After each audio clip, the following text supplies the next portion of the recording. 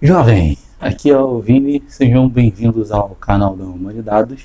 Hoje eu vou falar um pouco sobre testes psicométricos, especialmente sobre como que eles são criados.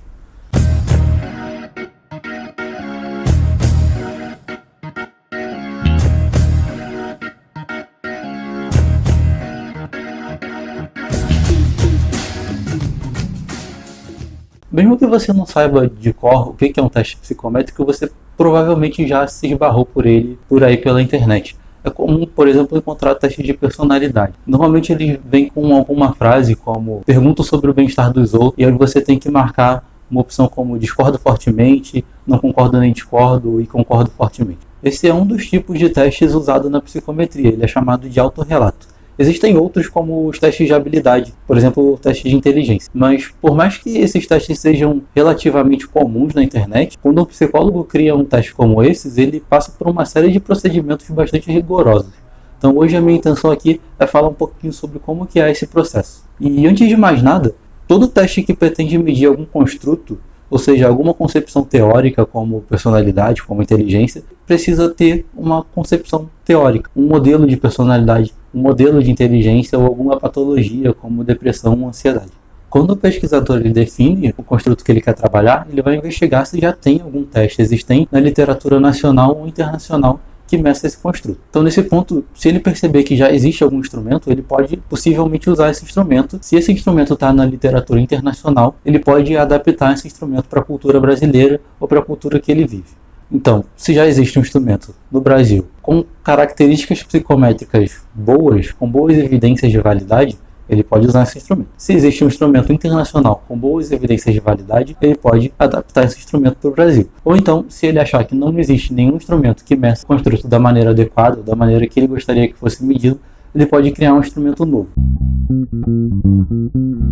Construir um instrumento do zero ou adaptar um instrumento que já existe é uma questão bastante complexa. Normalmente, adaptar é um processo um pouco mais fácil, mas o pesquisador ele pode optar por criar um instrumento do zero quando não existem outros instrumentos que meçam aquele construto de maneira adequada. Ou pode ser até que o pesquisador ele não encontre nenhum instrumento de livre acesso na literatura sobre aquele construto. Pode ser que exista um instrumento com ótimas propriedades, mas ele seja pago ou ele não tenha um acesso livre para qualquer pesquisador. Quando um pesquisador decide de fato criar um instrumento novo, a primeira coisa que ele precisa fazer é observar os procedimentos teóricos para a criação daquele teste, que basicamente significa que ele deve construir um instrumento com boa validade de conteúdo. Isso significa que o pesquisador deve criar um instrumento com uma base teórica sólida. Para isso, ele vai fazer uma definição constitutiva do construto que ele está pesquisando. Ou seja, ele vai fazer uma revisão de literatura bastante ampla sobre o construto que ele está querendo pesquisar. E a partir dessa definição constitutiva, ele vai fazer uma definição operacional do construto.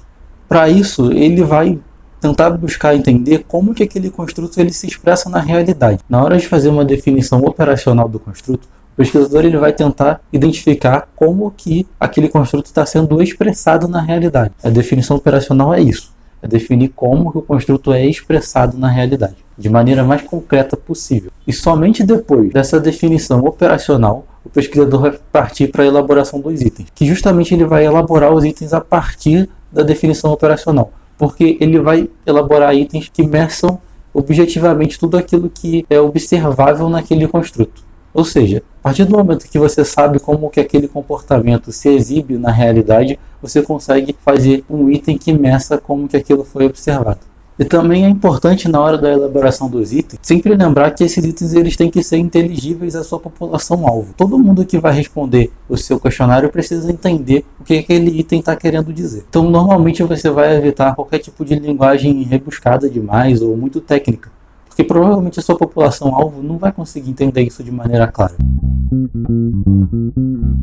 Então, até aqui, a gente fez uma revisão de literatura, a gente definiu operacionalmente o construto e a gente tem um questionário com alguns itens que medem esse construto. Então, nesse ponto, agora a gente precisa entender se esse questionário que a gente criou, ele de fato funciona. E para isso tem basicamente duas etapas. Uma é apresentar esse instrumento para especialistas para que eles possam dizer se aquele instrumento de fato faz sentido, e a outra é fazer uma pesquisa piloto com a sua população-alvo para ver se eles entendem os itens que você criou. Mas primeiro vamos para a revisão com os especialistas. Esses especialistas eles devem dominar o construto que você está estudando. Mas não somente isso. eles precisam ter algum conhecimento sobre elaboração de questionário. E eles também vão precisar identificar se a maneira como você criou o construto, como você definiu o construto, ela está de acordo com a literatura.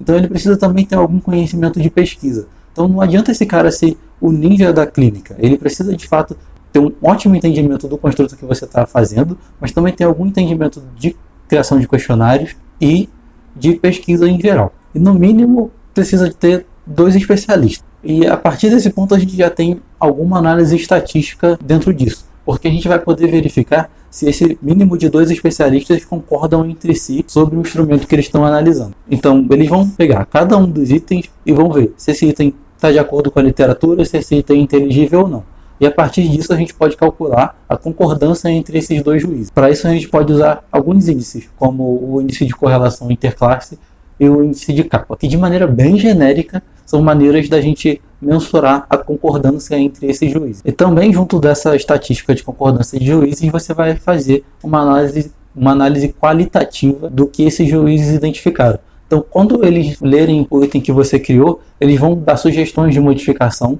que você deve analisar e ver se você está de acordo ou não. Se você estiver de acordo, você deve modificar o índice para ficar mais adequado ao teste que você quer criar. Então, depois desse trâmite com os juízes, a gente ainda precisa aplicar esse questionário na população alvo, para saber se eles conseguem de fato entender aquilo que a gente criou. Então você pode fazer uma aplicação teste, onde você vai ler o item para os indivíduos e eles vão dizer se eles entenderam e o que eles entenderam daquilo que você leu. E a partir disso, eles também vão dar outras sugestões de modificação, ou vão dizer que eles não entenderam determinado item, ou entenderam de uma maneira diferente que você pensou. Isso significa que você tem que incluir a tua população-alvo na sua pesquisa, porque certamente eles vão pensar coisas que você não pensou e vão ter dúvidas que você não teve ainda. Então, depois de todo esse processo, a gente tem um questionário que ele deve ser minimamente sólido. A gente ainda precisa buscar evidências de validade desse questionário. Não é porque a gente passou por todo esse trâmite que o questionário está pronto. Não, ele está pronto para ser aplicado para justamente a gente investigar se tem evidência de validade ou não. E essas evidências de validade elas são um assunto bastante complexo que a gente deve tratar em algum outro momento. Mas buscar evidência de validade significa buscar evidências de que o teste que você criou de fato está medindo aquilo que você propôs medir. Então, por exemplo, você pode aplicar o seu teste junto com algum outro construto que meça algo parecido. Por exemplo, se eu criei um teste de depressão, eu posso aplicar também um questionário de ansiedade, um questionário de ideação suicida. Porque esses 3 construtos eles devem estar minimamente relacionados entre si.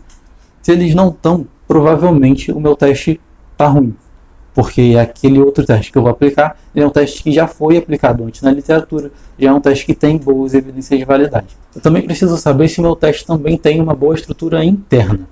Isso significa principalmente saber se ele está medindo de maneira adequada e se ele está medindo com a mesma quantidade de domínios ou fatores que eu propus. Um exemplo bastante claro é o burnout. O burnout ele tem 3 domínios clássicos, que é despersonalização, baixa realização no trabalho e exaustão emocional. Então, se eu crio um questionário sobre burnout, eu preciso levar em consideração que ele tem esses 3 fatores. Então, cada item vai estar medindo algum desses fatores. Depois eu vou fazer uma análise fatorial, que é uma análise de dados para eu saber a quantidade de fatores que tem no meu instrumento.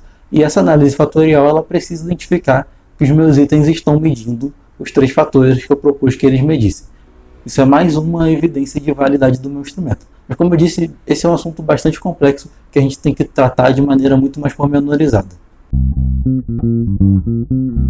Hoje a gente entendeu de maneira bem geral como que um instrumento é criado. A gente também pode falar de adaptação, porque tem um processo um pouco parecido, mas ele é bastante diferente porque envolve a tradução do instrumento de uma outra cultura para a nossa. Se você quer saber mais sobre isso especificamente, deixa um comentário que a gente faz um vídeo sobre isso.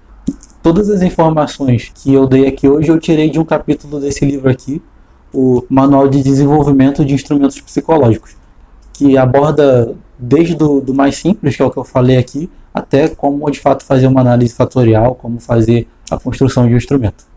Se você está interessado nesse assunto, eu recomendo bastante. Então, por enquanto é isso, pessoal. Qualquer dúvida, fala aí que a gente cobre no próximo vídeo. Valeu! Esse vídeo foi um oferecimento de Humanidados, soluções em análise de dados para ciências humanas e sociais. Nos sigam nas redes sociais, nós somos @Humanidades no Instagram e Humanidades no Facebook. Qualquer dúvida, sugestão ou reclamação, pode falar com a gente em qualquer uma das redes, através do e-mail contato@humanidades.com.br ou diretamente comigo no meu Twitter, @vini_lemos.